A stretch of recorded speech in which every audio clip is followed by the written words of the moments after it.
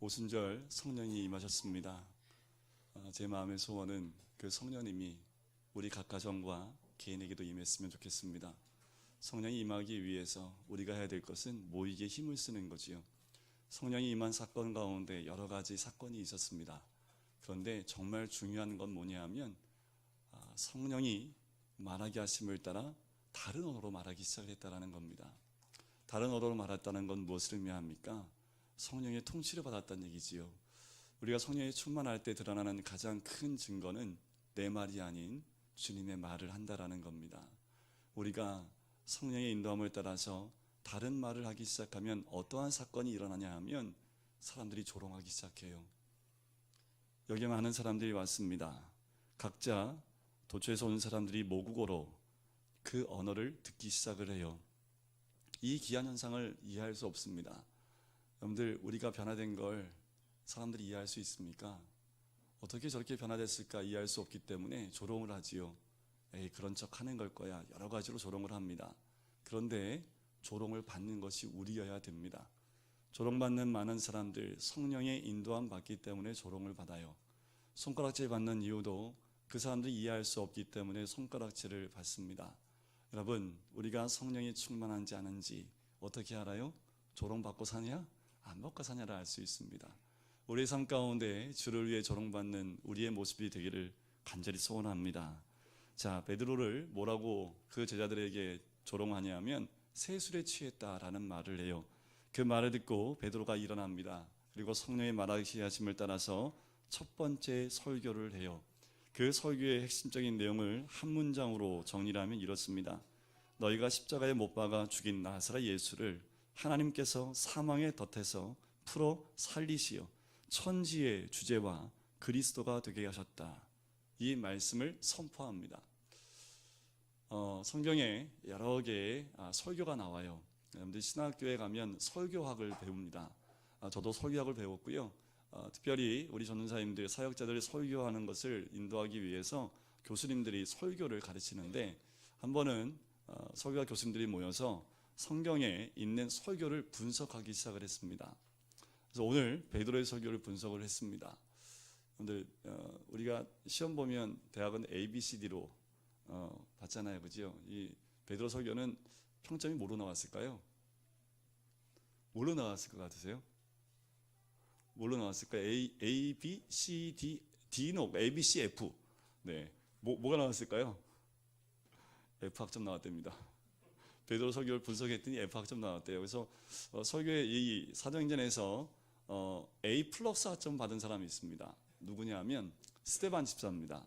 우리가 앞으로 7장에 가서 볼 텐데 7장에 나오는 그 스데반의 설교는요, 서론, 본론, 결론, 일맥상통하는 내용들, 그리고 기승전결, 강약, 그 모든 것이 꽉 차 있는 빠질 것이 없는 설교가 스데반의 설교였습니다. 여러분, 베드로는 뭐였어요? 직책이 사도였습니다. 스데반은요, 평신도였습니다. 사도가 설교를 더 잘해요? 평신도가 설교를 더 잘해요? 이 설교학 교수님들이 이 스데반의 설교를 가장 포멀한 제시주스 안내할 수 있는 가장 괜찮은 설교로 안내를 합니다. 이 베드로의 설교를 보면요, 뜬금없이 요엘서 말씀을 툭 던집니다. 설명이 없어요. 요엘서 말씀이 이렇다 툭 던지고, 예수님은 이런 분이다 툭 던지고 끝납니다. 굉장히 짧은 설교인데 그 설교에 의해서 나타난 반응이 오늘 37절에 나와요. 자, 이 말을 듣고 어떻게 했습니까? 마음에 찔려 베드로와 다른 사도들에게 물어 이르되 형제들아 우리가 어찌할꼬 하거늘. 베드로의 설교를 들은 사람들의 반응입니다. 자, 여기서 찔리다라고 번역된 헬라의 원 의미는요, 이런 의미가 있어요. 본래 말발굽의 움푹 파인 상태를 의미할 때 이 단어를 씁니다.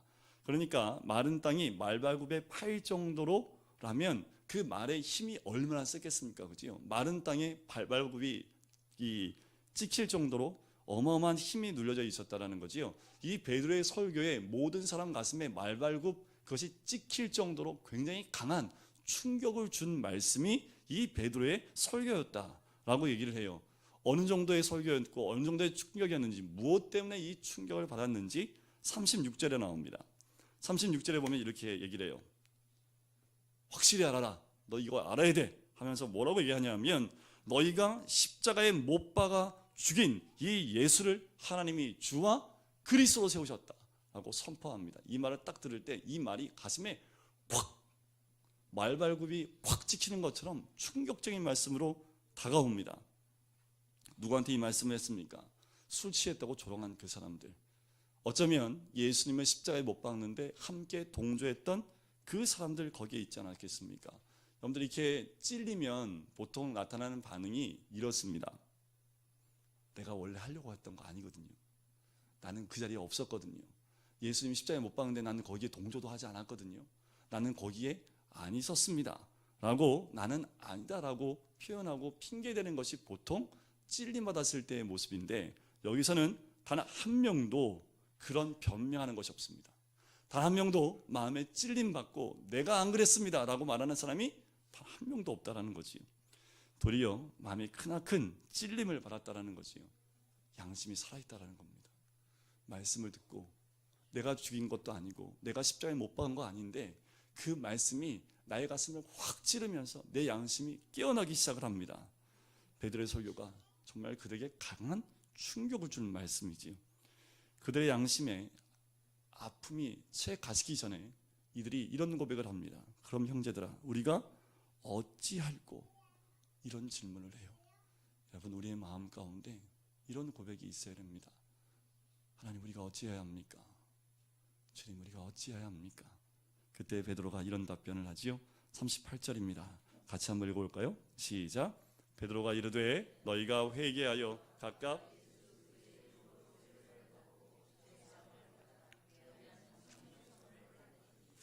자, 양심에 찔려서 어찌할 거라고 통탄하는 사람들에게 한 가지 길을 제시합니다. 바로 어떻게 해야 되냐 하면 성령님과 동행하는 그 길을 가야 됨을 제시하고 있는 거예요. 성령님과 동행하지 않고는 바른 삶을 살기가 불가능하기 때문에 그렇습니다. 우리가 마음이 주님 앞에 끼어 있다면 말씀을 대할 때마다 찔림이 있을 수밖에 없습니다. 왜요? 그 말씀은 이런데 나는 그렇지 못하기 때문에 마음에 무거움이 있는 것 당연하지요. 베드로가 제시한 성령님과 함께 동행하기 위한 방안을 두 가지를 얘기합니다. 첫 번째가 회개하라는 겁니다. 회개는 뭡니까? 가는 길 돌이키라는 겁니다. 그냥 그 길로 가지 말고 그 길에서 멈춰 서는 것뿐만 아니라 쓰지 말고 되돌아오라는 겁니다. 회개라는 그런 거예요. 찔릴 때 그렇게 하라는 겁니다. 다시 돌아오라는 겁니다. 우리가 말씀을 대할 때 찔림이 있으면 찔린 그 상태에 머물러 있으면 안 되고 돌아와야 됨을 의미하는 거지요. 두 번째는 예수 그리스도의 이름으로 세례를 받고 죄 사함을 받으라라는 거지요. 원문에 입각해서 다시 한번 정확하게 옮겨보면 이런 거예요. 죄 사함을 얻기 위하여 예수 그리스도의 이름으로 세례를 받으라라는 그 말씀입니다. 여기서 베드로가 세례를 언급하고 있는데 이것은 저희가 1년에 2번 주는 그 세례를 의미하는 것이 아니라 본질에 대한 요구입니다. 세례가 뭘까요? 세례의 본질은 그리스도와의 연합입니다. 예수 그리스도의 죽음과 연합하여 옛사람이 죽는 것을 의미해요. 죄가 십자가에 못 박혀 죽는 것, 그리고 그리스도의 부활과 연합하여 새로운 삶으로 출발하는 것, 이것이 세례입니다. 죄의 길을 떠나 구원자이신 그리스도와 연합한 삶을 살라고 베드로가 촉구하고 있는 거지요. 죄로 인한 사망의 길에서 돌아서서 생명이신 예수 그리스도와 함께하는 삶을 사는 것, 어찌할꼬 하는 그 사람들에게 준 대답입니다. 지금 손으로 움켜쥐고 있는 것들, 그 모든 것들은 사라집니다. 사라지고 죄로 없어질 것에 마음을 두지 말고 영원한 진리이신 그리스도와 연합하라 라고 말씀을 하는 거예요. 한마디로 지금 베드로가 주문하고 있는 것은 사고적인 추상적인 개념이 아니라 구체적인 현실에 이 모든 것을 드러내야 됨을 이야기합니다. 헬라 원문에 보면 조금 어렵지만 회개하라는 그 말은요 2인칭 복수 명령어로 되어 있고요. 세례를 받으라라는 말은 3인칭 단수 명령어로 되어 있습니다. 자, 이 말씀을 드리는 것은 이렇게 해석이 가능하기 때문에 그래요. 너희들은 모두 회개하고, 너희들은 모두 2인칭 복수입니다. 그리고 명령입니다. 너희들은 모두 회개하고 너희 각자는 자기 자신으로 하여금 세례를 받게 하라 라는 겁니다. 무슨 의미냐면 이런 거예요. 믿음은 같이 시작할 수 있습니다. 저도 예수님을 영접할 때 그때 함께 기도했던 내 친구와 후배들이 있었습니다. 참 재미있었던 것은 뭐냐면 그때 제가 성령의 터치를 받고 예수님을 구주로 영접했 그때에 함께 기도했던 아이들이 전부 다 그때 믿음에 예수님을 구주로 영접하는 사건을 경험하게 돼요. 자, 우리가 믿음을 시작할 때는요 다 같이 함께 시작할 수 있습니다. 그 시간과 시작점은 같을 수 있는데 중요한 건 뭐냐면 신앙의 질과 수준은 철저히 개인 다르다라는 거예요. 이제부터 그들의 신앙의 질과 수준은 그의 삶의 선택에 있습니다. 예를 들면 이런 겁니다. 내일이면 우리 이제 학교에 입학한 애들이 많아요. 초등학교, 중학교, 고등학교, 대학교는 벌써 했는지 모르겠지만 내일이면 이제 새롭게 입학하는 애들이 있습니다. 다 가면 찔찔이들 같지 않습니까? 제가 초등학교 1학년 때 들어갈 때 항상 여기에 흰 손수건 여기다 이렇게 달고 무슨 용도인지 아시죠? 코 닦으라고. 요새 애들은 그건 없지만 다 초등학교 들어가는 애 보면 이제 뭐 다 집에서 막 꽃당장 시켜놓고 막 다 이렇게 오지만 제 눈에 보기엔 다 거기서 거기죠. 뭐 애들이 다 거기서 거기 아닙니까? 중학교 들어가는 애 다 보면 다 거기서 거기예요, 그지요? 자, 들어갈 때는 똑같이 들어갑니다. 그런데 졸업할 때 보면 격차가 나눠지죠. 어떻게 합니까? 그 기간 동안 이 아이들이 어떤 삶을 어떻게 공부하냐에 따라서 그들의 결과물이 서로 다른 것을 보게 되는 거지요. 신앙도 마찬가지입니다. 여러분, 우리의 신앙도 주님과 함께 회개의 삶과 세례의 그리스도와 연합된 삶으로 나아갔을 때 우리의 삶, 신앙의 질과 그 깊이가 더 깊어지는 것을 의미하는 거지요. 성령님과 동행하는 성령 충만한 삶을 지속하기 위해서는요 두 가지입니다. 지속적인 회개의 삶과 그리고 세례의 삶, 그리스도와 연합된 그 두 가지의 삶이 있을 때 우리 하나님의 그 언약은 변화되지 않는 원칙의 불변의 말씀이라는 거지요. 39절에 보세요. 베드로는 이렇게 계속 이야기합니다. 이 약속은 성령의 선물을 주리라.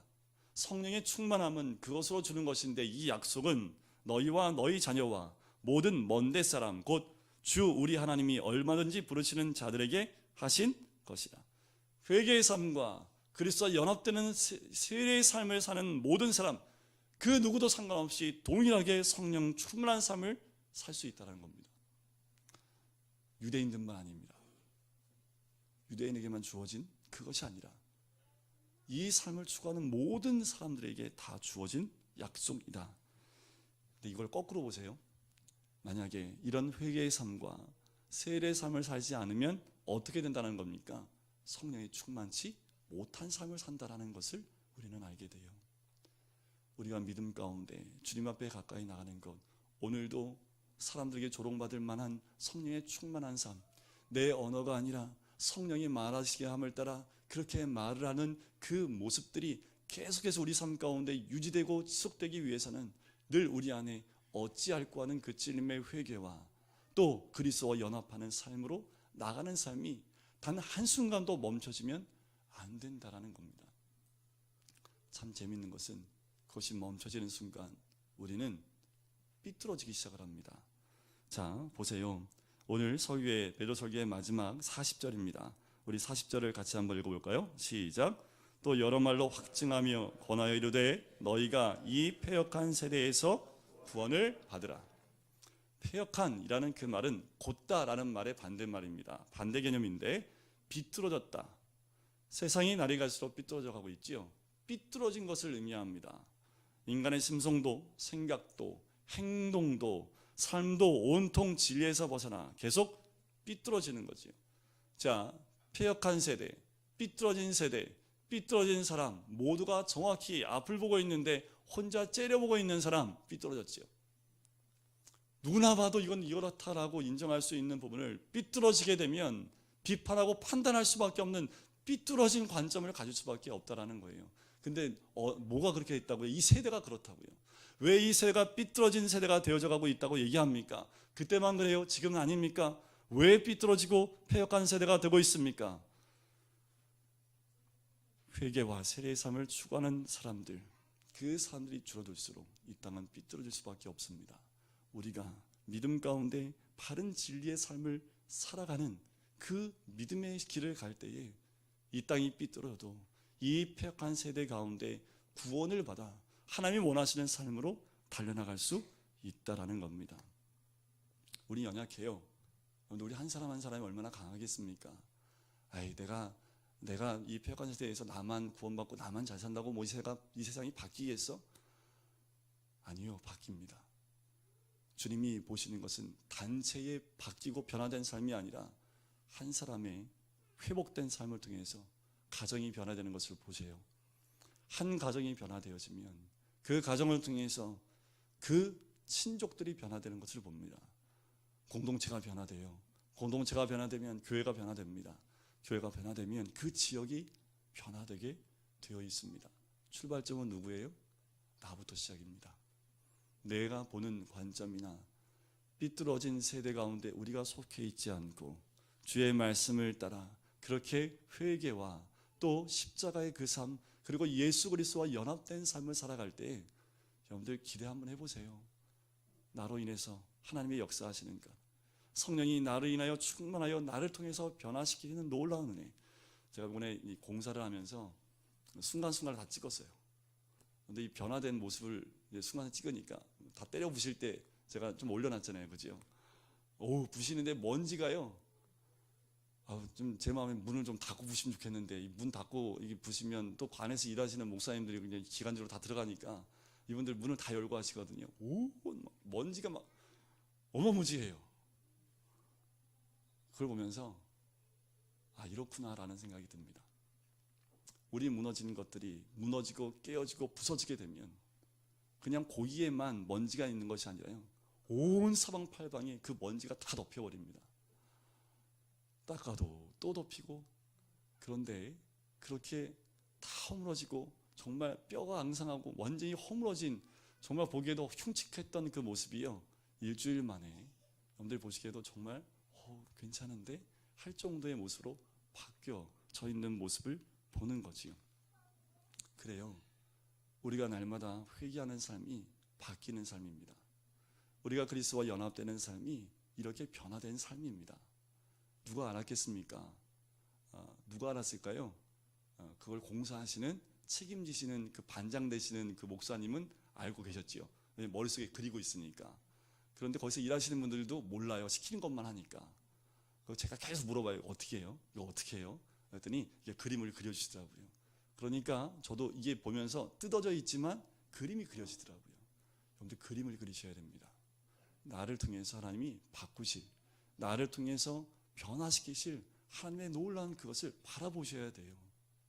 그래서 오늘도요, 다 뜯어버려야 됩니다. 회개란 뜯어버리는 거예요. 내 삶에 하나님이 원하지 않는 것들을 다 뜯어버리는 거지요. 그리고 그리스도와 연합되어지는 것 통해서 새롭게 변화된 삶을 사는 겁니다. 이 삶을 추구했고 또 성령의 충만한 삶을 살았던 사도 바울이 이렇게 얘기합니다. 내가 이르노니 너희는 성령을 따라 행하라. 그리하면 육체의 욕심을 이루지 아니하리라. 육체의 욕심과 욕망의 노예가 되었던 경험, 욕망을 따라가면 결국 어떻게 되던가요? 쓴맛을 볼 수밖에 없지 않습니까? 그런데 이 모든 삶을 이루지 아니할 수 있는 방법은 성령을 따라가는 삶입니다. 성경이 일관되게 우리에게 말씀하시는 하나님의 원칙은 그리스도를 따라가는 삶, 성령을 따라가는 삶, 그래서 회개와 세례의 삶을 행하는 것, 그것을 통해서 우리를 바꾸시겠다. 그런데요, 우리 성령님의 책임은 무엇이냐면 진리의 빛을 우리에게 비춰주시는 것이 성령님의 책임이라면 우리의 책임은 뭡니까? 그 빛을 따라가는 삶을 사는 것이 우리의 책임입니다. 그렇지 못한 삶을 보면서 남 탓할 수 없는 거지요. 변화되지 못하는 것을 보면서 남을 탓할 수 없습니다. 내가 이렇게 된 건 당신 때문이야 라고 말할 수 없는 거예요. 내가 이렇게 된 건 하나님 때문에 아닙니까? 이렇게 말할 수 없다라는 겁니다. 여러분들 인생이란 뭐냐면요, 지금까지 살아왔던 삶의 결과를 보여주는 결과물입니다. 그래서 여러분들 그런 말 있잖아요, 그죠? 40 넘으면 그 얼굴에 책임져야 된다. 그렇게 얘기하잖아요. 이게 40 되기 전까지 그게 무슨 말인지 몰랐습니다. 40 넘으니까 어르신들이 40 넘으면 얼굴에 책임져야 된다는 말이 40년 동안 살아온 삶이 얼굴에 고스란히 드러난다라는 겁니다. 인생이라는 게 그와 같은 것 같아요. 인생이란 그렇게 우리의 삶의 결과물이 우리 온몸에 보여지는 거지요. 허망한 삶을 추구하는 사람의 인생이 지금 영원한 진리의 꽃을 피울 리가 없고요, 영원한 삶을 지향하고 살아갔던 사람들은 패망의 결과물을 맺을 수 없다라는 겁니다. 사랑하는 성도 여러분, 우리의 삶 가운데 그리스도의 빛된 삶이 열매로 맺히길 주의 이름으로 간절히 축원드립니다. 날마다 진리 안에서 성령 충만한 삶을 살 때 우리 삶은요 바뀝니다. 아름다운 것으로 우리 주님이 이미 우리를 보고 그림을 그리고 계시는 줄 믿습니다. 여러분들, 이게 언제 일어난 사건이에요? 2000년 전에요? 그때만 이루어진 사건이었을까요? 아니요. 지금도 우리가 말씀을 드릴 때 이만큼 찔린 사람도 있고요, 이만큼 찔린 사람도 있고요, 이따만큼 찔린 사람도 있지요. 그건 2000년 전이나 지금이나 똑같아요. 그 찔려서 터져 나오는 소리는 뭡니까? 어찌할꼬. 그때 동일한 대답이 38절이지요. 너희가 회개하여 각각 예수 그리스도의 이름으로 세례를 받고 죄 사함을 받으라. 그리하면 성령의 선물을 받으리라. 이 말씀에 어떠한 열매가 맺히냐면 41절입니다. 우리 41절 같이 읽을까요? 시작. 그 말을 받은 사람들은 성경에 성령의 역사가 곳곳에 나옵니다. 그런데 2장 후반부에 나오는 이 말씀이야말로 성령의 능력을 가장 강하게 드러내 보이는 말씀이지요. 3,000명이랍니다. 여러분들, 이 땅 가운데도 이런 역사가 있었던 거 아십니까? 1970년대에 빌리그람 목사님이 오셨을 때 저 시청 광장에 수만 명이 모여서 함께 울부짖으며 기도했던 영상들, 흑백 영상을 봤는데요, 정말 여기 쪽들이 이렇게 했던 할아버지, 할머니가 무릎 꿇고 막 양손 들고 기도하고 있고요, 아이들이 옆에서 기도하고 있고, 청년들도 기도하고 있고, 서서 기도하고 무릎 꿇고 기도하고, 그렇게 기도하는 모습들, 그러면서 그때에 죽게로 돌아오는 사람이 수백 명이 주님 앞에 돌아오는 그 모습들이 있습니다. 여러분들, 2000년 전에만 3000명이 돌아올 수 있을까요? 아니에요. 여러분들, 아프리카를 가보시면 아프리카에 2000년대에 들어와서 한 번 집회할 때마다 수십만 명이 모입니다. 나라에서 아예 대통령이 나와서 선교사님을 맞이할 정도로 아프리카에 그 놀라운 역사가 일어납니다. 한 번 말씀 전할 때 3,000명이 아니라요, 수만 명이 죽게 돌아온 역사가 지금 아프리카에서 일어나고 있습니다. 성령의 사역은, 성령의 역사는 2000년 전에 그때 있었던 것으로 끝나는 것이 아니라 지금도 이 땅 가운데, 세계 곳곳 가운데 일어나는 사건입니다. 여러분들 기대하셔야 됩니다. 목사들은 늘 이 말씀을 대할 때마다 기대합니다. 베드로 설교 한 번에 3,000명이 죽게 들어오니까 목사들이 이거 말씀 읽을 때마다 여기에 이제 바람이 풍선이 이렇게 들어가요. 이렇게 한 번만 설교했으면 좋겠다 라는 그런 마음에 뿌듯함, 이게 긴장감, 이런 것들을 다 가지고 있습니다. 그러다가 이제 바람이 빠지면 아이고 하기도 하지만, 자, 여기서 보면 3,000명이 죽게 돌아오지요. 한꺼번에 회개하고 돌아옵니다. 이 3,000명의 숫자에 대해서 우리가 몇 가지 생각해 볼 필요가 있습니다. 3,000명이란 그 숫자는요, 남자만 센 숫자입니다. 어떻게 알 수 있냐 하면 사도행전 4장 4절에 보면 말씀을 들은 사람 중에 믿는 자가 많으니 남자의 수가 약 5,000이나 되었다라고 합니다. 그럼 이 3,000명은 남자의 수입니다. 당시에 사람의 숫자를 셀 때 남자를 중심으로 셈을 했습니다. 그렇다면 3,000명이라고 하면 여인까지 합하면 몇 명이에요? 6,000명. 거기에 이제 어르신들까지 합하면 9,000명. 거기다 애들까지 합하면 대략 10,000명 정도로 봅니다.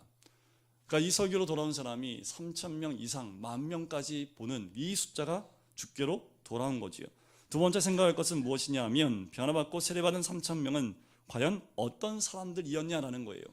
도대체 누가 3,000명이라, 이렇게 많은 사람들이 주께로 돌아온 이 사람들은 누구냐라는 거예요. 이 사람들은 어떤 사람이기에 이 회개하고 세례받은 사람이 3,000명이나 됐을까? 단 한 가지죠. 자신의 가슴을 치고 가슴을 찢고 회개하는 사람이 3,000명이었다라는 겁니다. 대단하지 않습니까? 베드로의 설교에 가슴을 찢고 통곡하며 회개하는 사람이 3,000명으로 그들이 주께로 돌아와 세례받음으로 돌아온 사람의 숫자입니다. 마지막 생각할 것은요, 성령의 대역사가 일어나는 자리에 회개한 3,000명만 있을까라는 거예요. 그 자리에 다 모였던 사람들 3,000명이었을까요? 아니요. 오순절 때 모였던 사람은요, 수만 명, 어마어마한 숫자의 사람이 모였지만 그 가운데 3,000명만 돌아왔습니다. 왜 3,000명이나 했을까요? 허다한 무리가 돌아왔다라고도 얘기할 수 있는데 굳이 숫자를 지목해 쓴 이유가 있겠지요. 뭐 완전 숫자일 수도 있습니다. 여러 가지 의미가 있어요.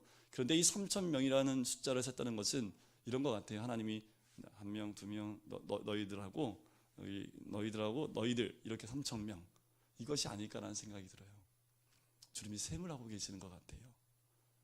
여러분들 이 셈에 들어갔으면 좋겠습니다. 그 많은 숫자 가운데 딱 3,000명만 주님의 셈에 들어갔다는 거거든요.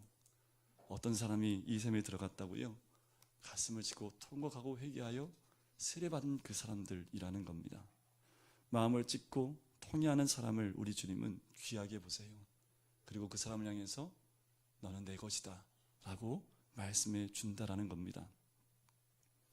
너무나 안타까운 건 지금 이 순간에도 우리 전국의 많은 교회에서 몇 명이 예배를 드릴까요? 그 가운데 3,000명이라고 생각해 보십시오. 교회에 나온 모든 사람들이 아니라 그 가운데 3,000명을 주님이 세고 계시다라는 거예요. 여러분들, 우리가 깨어 있어야 될 부분이 여기에 있습니다. 어떻게 3,000명 안에 들어갈 수 있을까요? 회개함으로 죄 사함을 받고 세례를 받은 사람입니다. 그 사람이 3,000명이라는 거지요. 어떠한 많은 사람이 죄를 졌다 하더라도 가슴을 찢고 회개하고 죽게 돌아온 그 사람, 하나님이 보고 계세요. 아무리 수많은 죄를 졌다 하더라도 눈물을 흘리며 죽게 돌아온 그 사람을 주님은 지금도 그 3,000명의 숫자에 셈을 하고 계시다라는 겁니다. 현대교회에 이처럼 회개하는 3,000명이 모이는 교회가 되었으면 좋겠다는 생각이 듭니다. 이 땅이 변화되어지고 새롭게 되는 데는요, 이 3,000명이 큰 역할을 한다라는 거지요. 하나님께서 곳곳마다 교회를 세우시는 이유가 무엇인지 우리는 알 수 없지만, 하지만 지금도 오늘도 살아계시는 성령, 교회를 통해 역사하기를 원하시는 성령님께서 말씀의 놀라운 능력으로 우리를 그렇게 변화시키기를 원하시고 계시는 줄 믿습니다. 말씀을 준비하면서 하나님, 우리는 몇 명이나 들어갈까요? 우리 모든 성도님들 모두가 주님이 꼽으실 때, 그 이름 볼 때 누구야 하나님은 3,000명의 이름을 다 알고 계시지 않겠습니까? 한 명 한 명 부를 때 그렇게 주님 앞에 부름받아 나오시는 우리 모든 성도님 되시기를 주의 이름 간절히 축원드립니다. 이렇게 나온 사람들 42절을 볼까요? 그들이 사도의 가르침을 받아 서로 교제하고 떡을 떼며 오로지 기도하기를 힘쓰니라. 아하, 3,000명에 든 사람은 알겠네요, 누군지 이제. 그지요? 네, 이제 제가 보겠습니다. 이 3,000명에 누가 든지 이제 알겠어요. 42절을 보니까 누가 3,000명에 든 사람들입니까? 네, 가르침을 받아요. 그지요? 그리고 서로 교제해요. 그지요? 그리고 떡을 떼고요. 기도하기를 힘쓴다라는 겁니다. 여러분, 이제 보시면 저 사람 3,000명이네. 알 수 있겠죠. 그죠? 여러분 3,000명 들면 어떻게 하면 돼요? 네, 가르침, 말씀 공부, 말씀을 더 가까이 하셔야겠지요. 그리고 서로 교제하는 겁니다. 교제가 뭡니까? 서로 나누고 서로 사귀고 서로 섬기는 거 아닙니까? 떡을 뗀다라는 의미는요, 성찬식을 의미해요. 주님의 몸과 피를 먹고 마시는 그 모습의 삶을 사는 것을 의미하지요.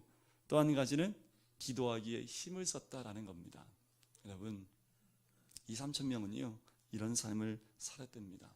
그렇지만 2000년 전에 이들의 삶은 거기에 머물러 있는 삶이 아니라 지금도 연결되어지고 이어져서 우리에게 이런 삶이 동일하게 드러날 줄 믿습니다. 이들을 통해서 만들어진 게 뭘까요? 교회입니다. 43절부터 초대교회 모습이 나와요. 이런 사람들이 함께 모이기 시작하면서부터 가정교회가 형성이 됐고요, 교회들이 연결되어졌고 교회들이 모이기 시작을 한 겁니다. 우리 안에 주님이 원하시는 참다운 교회의 모습이 이 말씀 안에서 세워지는 귀한 은혜를 누리시기를 주의 이름으로 간절히 축원드립니다. 우리 같이 기도하실까요?